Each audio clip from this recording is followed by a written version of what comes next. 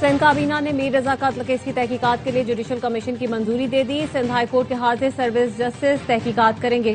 ترجمان وزیر اعلیٰ سندھ کے مطابق کمیشن تحقیقات میں کسی خامی اور مزید شواہد کا جائزہ لے گا۔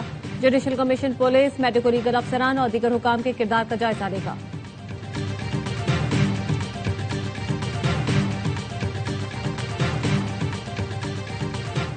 مقتول میر رضا کے اہل خانہ نے جوڈیشل کمیشن بنانے کی مخالفت کر دی۔ میر رضا کی بہن کا کہنا ہے ہم JIT کی طرف جائیں گے، پہلے بھی کہا تھا جوڈیشل کمیشن نہیں چاہتے، کل سندھ ہائی کورٹ میں JIT کے لیے درخواست دائر کریں گے۔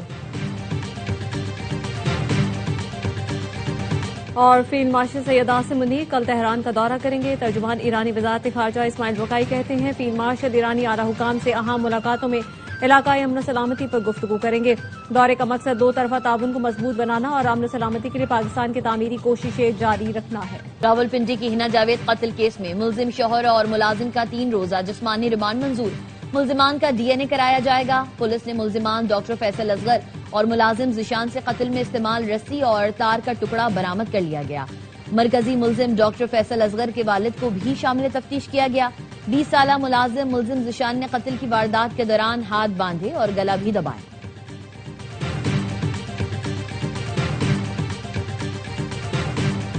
دشمن نے ایران کا تختہ الٹنے کا منصوبہ بنایا تھا۔ ایرانی صدر مسعود پزشکیان کا امام خمینی کے مزار پر تقریب سے خطاب، کہا دشمن کا خیال تھا ایران بھی وینزویلا بن جائے گا۔ ایران کی طاقت اور اتحاد نے دنیا کو حیران کر دیا۔ ایرانی قوم تمام مشکلات کے باوجود ڈٹی ہوئی ہے۔ ہمیں اقتصادی، فوجی اور سیکیورٹی جنگ کا سامنا ہے۔ دشمن ایران پر وحشت ناک پابندی عائد کر رہا ہے۔ امریکہ مسلم ممالک پر ایران سے تجارت نہ کرنے کے لیے دباؤ ڈال رہا ہے۔ غیر منصفانہ جنگ کے باوجود عوام کی خدمت کرتے رہیں گے۔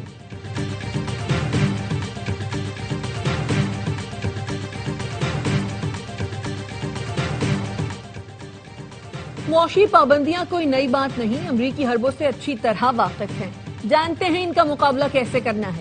ایرانی وزیر خارجہ عباس عراقچی نے کہا فوجی کارروائی کی دھمکیوں کے بعد دوبارہ پابندیوں کی طرف واپس آنا امریکہ کی بے بسی ہے۔ امریکہ کو ایرانی قوم سے عزت و احترام سے بات کرنا ہوگی۔ ایرانی قومی سلامتی کونسل کے سربراہ محسن رضائی نے بھی خبردار کر دیا، کہا ایران کے خلاف امریکہ کی معاشی جنگ میں مدد کرنے والے ملکوں کے مفادات کو نشانہ بنایا جائے گا۔ ہم جنگ نہیں چاہتے، لیکن پڑوسی ملکوں نے اقتصادی جنگ میں امریکہ کا ساتھ دیا تو تیل کا ایک قطرہ خلیج فارس یا آبنا ہرمز سے نہیں گزرنے دیں گے۔ مستقبل میں جنگ گزشتہ جنگ سے بالکل مختلف ہوگی۔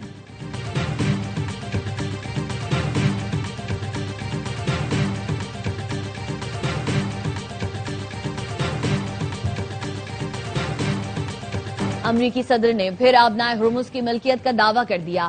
صدر ٹرمپ نے سوشل میڈیا پر آبنائے ہرمز کو نیا امریکی علاقہ قرار دینے والی تصویر پھر شیئر کر دی۔ صدر ٹرمپ نے 18 اگست کو بھی آبنائے ہرمز کو نیا امریکی علاقہ ظاہر کرنے والی تصویر پوسٹ کی تھی۔ صدر ٹرمپ نے 14 اگست کو خطاب میں آبنائے ہرمز کو جلد امریکی علاقہ قرار دینے کا اعلان کیا تھا۔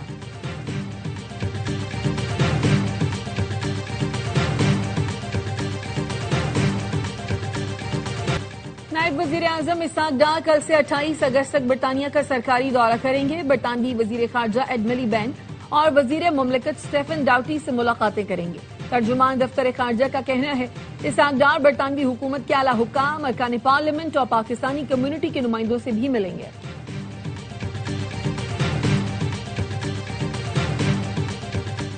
وزیر اعظم شہباز شریف کی جاتی عمرہ میں پارٹی صدر نواز شریف سے ملاقات، ملکی سیاسی صورتحال سمیت اہم امور پر گفتگو۔ ملاقات میں وزیر اعلیٰ مریم نواز بھی موجود تھیں۔ ملاقات کے بعد نون لیگ کا اعلیٰ سطح کا اجلاس، آزاد کشمیر کے نئے وزیر اعظم کے نام پر مشاورت کی گئی۔ شاہ غلام قادر اور طارق فاروق کے ناموں پر غور کیا گیا۔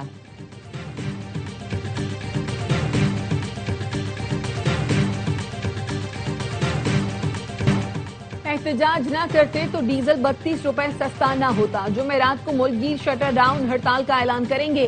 امیر جماعت اسلامی حافظ نعیم الرحمان کی پریس کانفرنس، کہا دھرنے جاری رہیں گے، ملک بھر میں احتجاجی کیمپ لگائیں گے۔ شہباز شریف اور مریم نواز کی حکومت ناکام ہو چکی، مافیاز نے پہلے چینی درآمد کر کے کھایا، اب برآمد کر کے کھائیں گے۔ جماعت اسلامی کے کراچی، لاہور، پشاور میں دھرنے جاری، اسلام آباد میں بھی دھرنوں کا شیڈول جاری کر دیا گیا۔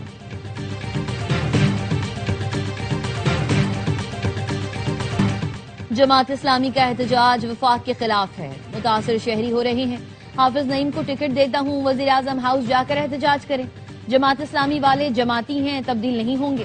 میر کراچی مرتضی وہاب نے مخالفین پر تنقید کے تیر برسا دیے، کہا ایم کیو ایم کی حکمرانی سے پہلے یہ شہر ترقی کر رہا تھا، آپ نے کراچی والوں کو گٹ کے ماوے پر لگا دیا، قلم چھوڑ کر اسلحہ پکڑا دیا، شہر سے اب خطرہ اور خوف ختم ہو گیا تو یہ لوگ بٹوارہ چاہتے ہیں۔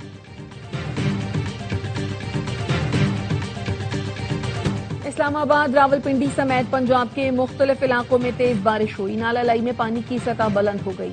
کٹاریاں کے مقام پر پانی کی سطح 19 فیٹ ریکارڈ، سب سے زیادہ بارش سید پور میں 85 ملی میٹر ریکارڈ کی گئی۔ ملتان، جہلم اور گجرات میں وقفے وقفے سے بارش، نشیبی علاقے زیر آب، متعدد فیڈر اسٹرپ ہونے سے بجلی کی فراہمی معطل۔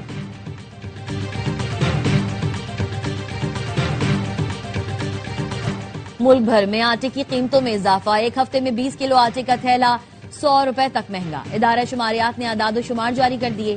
اسلام آباد میں 20 کلو آٹے کا تھیلا 3133 تک پہنچ گیا۔ کوئٹہ میں 20 کلو آٹے کی قیمت 2700، پشاور میں 3100 روپے تک پہنچ گئی۔ کراچی میں 20 کلو آٹے کے تھیلے کی قیمت 3000 روپے تک پہنچ گئی۔ شہر قائد میں سبزیوں کی قیمتوں کو بھی پڑ لگ گئے۔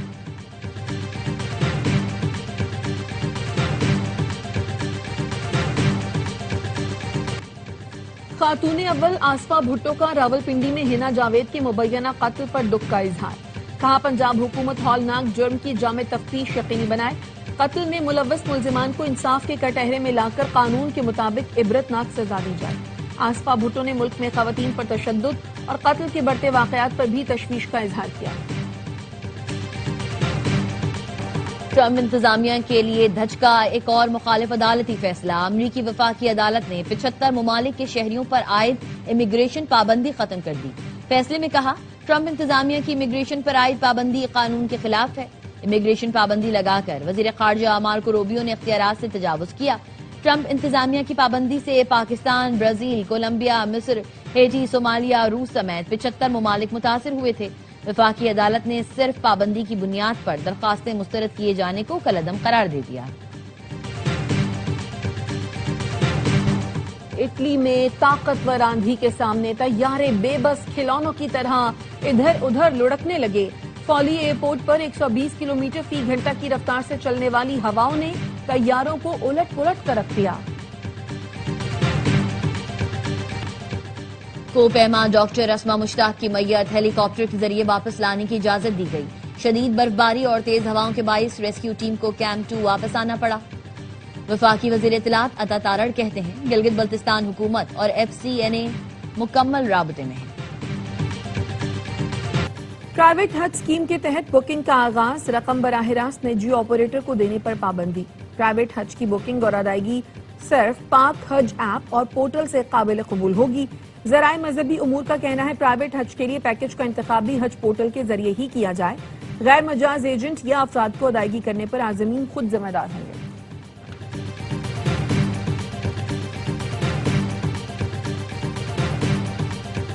ایرانی ہیکرز کا برطانیہ کے چھوٹے پاور پلانٹ پر سائبر حملہ، 4 دن تک پلانٹ بند رہا۔ برطانوی اخبار ٹیلی گراف نے رپورٹ میں دعویٰ کیا پہلی بار کسی سائبر حملے کے ذریعے برطانیہ میں کسی بجلی گھر کو کامیابی سے بند کیا گیا۔ حکام نے سیکیورٹی وجوہات کے بنا پر پاور پلانٹ کا نام نہیں بتایا۔ رپورٹ میں بتایا گیا حملہ ایسے وقت میں کیا گیا جب گزشتہ ماہ امریکہ کی 12 ریاستوں میں پانی کی تنصیبات کو بھی سائبر حملوں کا نشانہ بنایا گیا تھا۔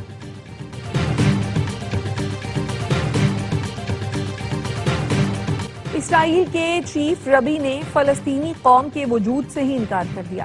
غزہ سمیت تمام سرزمین کو اسرائیل کا حصہ قرار دے دیا۔ اشتعال انگیز بیان میں اسرائیلی چیف ربی ڈیوڈ یوسف نے کہا فلسطینی نام کی کوئی قوم نہ تھی اور نہ ہے۔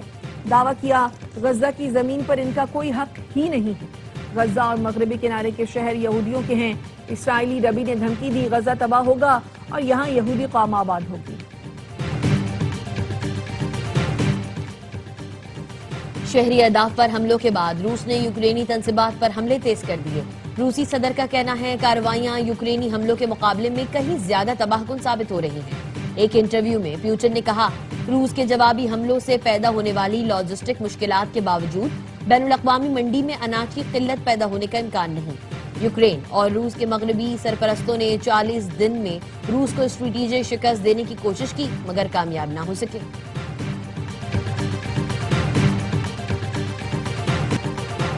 امریکہ اور کینیڈا کے درمیان پھر تجارتی جنگ چھڑ گئی۔ امریکہ کے 50% ٹیرف عائد کرنے پر کینیڈا نے بھی جوابی ٹیرف عائد کر دیا۔ کینیڈین وزیر اعظم مارک کارنی نے امریکہ سے تجارتی مذاکرات معطل کر دیے۔ کہا امریکہ ہمیں نقصان پہنچانے اور تقسیم کرنے کی کوشش کر رہا ہے۔ امریکہ نے تعلقات کو اتحادیوں کے خلاف ہتھیار کے طور پر استعمال کیا۔ 8 ستمبر سے امریکی مصنوعات پر ٹیرف عائد ہوں گے۔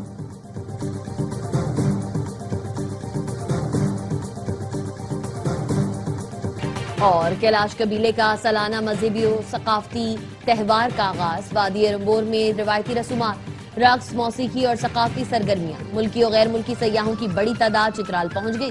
موسم گرما کے فصلوں کی کٹائی مکمل ہونے کی خوشی اور شکرانے کے طور پر یہ تہوار صدیوں سے منایا جاتا ہے۔